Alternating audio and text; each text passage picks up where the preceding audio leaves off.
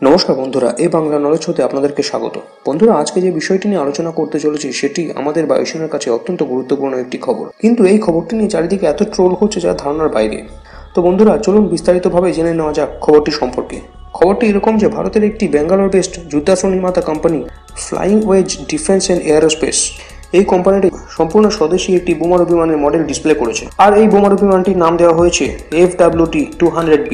আর এই ব্যাঙ্গালোর বেসড কোম্পানিটি যেই তাদের প্রথম বোমারু বিমানের মডেল প্রকাশ করেছে, এটি পুরো সাউথ এশিয়াতে প্রথম একটি বোমারু বিমান হয়ে গেল, যা সাউথ এশিয়ার কোনো দেশ এর আগে এই ধরনের বোমারু বিমানের ডিজাইন তৈরি করেনি।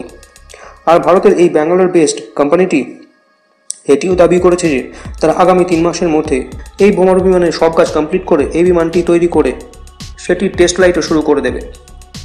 আর তা যদি হয় তাহলে তা আমাদের ভারতীয় সেনাবাহিনীর কাছে একটি বিরাট বড় খুশির খবর হবে, কারণ লাদাখে ভারত চায়না সীমান্তের কাছে চীন তাদের স্বদেশী বোমারু বিমান H-20কে প্রতিনিয়ত ওঠানামা করাচ্ছে।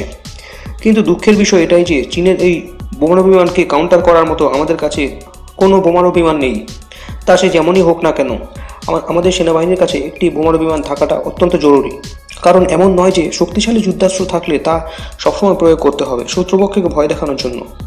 বেশিরভাগ সময় কোনো দেশের কাছে শক্তিশালী যুদ্ধাস্ত্র থাকাটাই শত্রুপক্ষের কাছে ভয়ের কারণ হয়ে দাঁড়ায়। উদাহরণস্বরূপ, চায়নাকে কাউন্টার করার জন্য আমাদের কাছে শক্তিশালী যুদ্ধাস্ত্র থাকাটাই যথেষ্ট, ওইসব যুদ্ধাস্ত্রের প্রয়োগ করার প্রয়োজন নেই।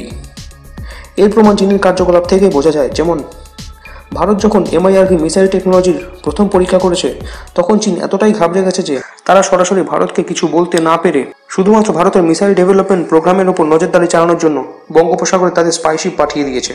আর সেই জন্য ফ্লাইং ওয়েজ ডিফেন্স কোম্পানিটি যদি তাদের ঘোষণা অনুযায়ী FWT-200B বোমারু বিমানটির 3 মাসের মধ্যে তৈরি করে টেস্ট ফ্লাইট করে, তাহলে তা আমাদের কাছে একটি ঐতিহাসিক ব্যাপার হবে। আর শুধু তাই নয়, আমাদের এই স্বদেশী বোমারু বিমান ওড়ানোর জন্য কোনো পাইলটের প্রয়োজন পড়বে না, কারণ এই বিমানটি একটি UAV হবে, অর্থাৎ গ্রাউন্ড স্টেশন থেকে রিমোটের সাহায্যে এই বিমানটিকে কন্ট্রোল করা যাবে। তবে এই বিমান কী ধরনের বোম নিয়ে উঠবে বা কত সংখ্যক বোম ক্যারি করবে সে বিষয়ে কোনো তথ্য এখনও পর্যন্ত প্রকাশ করা হয়নি। তবে যেটি মনে করা হচ্ছে, আগামী 3 মাস পর যখন এই বিমান তৈরি করে টেস্ট ফ্লাইট করা হবে, তখন এই বিমানের সমস্ত ফিচার জানা যাবে। তবে এই বিমানের ডিজাইন প্রকাশ করার পর এর সম্পর্কে অনেক কন্ট্রোভার্সি তৈরি হয়েছে চারিদিকে, স্পেশালি এই ডিজাইনটির ডিজাইন নিয়ে। যেমনটি আপনারা স্ক্রিনে দেখতে পাচ্ছেন, সারা পৃথিবীতে যত বড় বড় এভিয়েশন এক্সপার্ট রয়েছে তারা যেটা বলছে, ফ্লাইং ওয়েজ কোম্পানি এই বোমারু বিমানের যে ডিজাইন তৈরি করেছে তা প্র্যাকটিক্যালি এই ধরনের বিমান কোনো মতে সম্ভব নয়। বিশেষ করে এই বিমানের যে উইং স্প্যান রাখা হয়েছে সেটিকে নিয়ে তো ভয়ানক হাসি ঠাট্টা চলছে চারিদিকে। সবাই যেটা বলছে যে এই বিমানের উইংয়ের সাইজ এত ছোট রাখা হয়েছে যে এর সাহায্যে এই বিমানকে আকাশে ওড়ানো অসম্ভব। এমনকি কোনো পেলোড ছাড়া খালি অবস্থায় এরকম ছোট ছোট ডানার সাহায্যে এই বিমানকে ওড়ানো সম্ভব নয়। আর এইসব কন্ট্রোভার্সি এই বিমানের টেস্ট ফ্লাইট হলে পরেই দূর হবে এবং এই বিমানের কার্যকারিতা এবং সমস্ত ফিচার সম্পর্কে অ্যাকচুয়াল তথ্য সামনে আসবে। আর এই বিষয়ে নেক্সট কোনো আপডেট আসলে আমি আপনাদেরকে জানাবো। তো বন্ধুরা, এই বিষয়ে আপনাদের কি মতামত কমেন্ট করে জানান এবং ভিডিওটি ভালো লাগলে লাইক করে চ্যানেলটিকে সাবস্ক্রাইব করুন। ধন্যবাদ।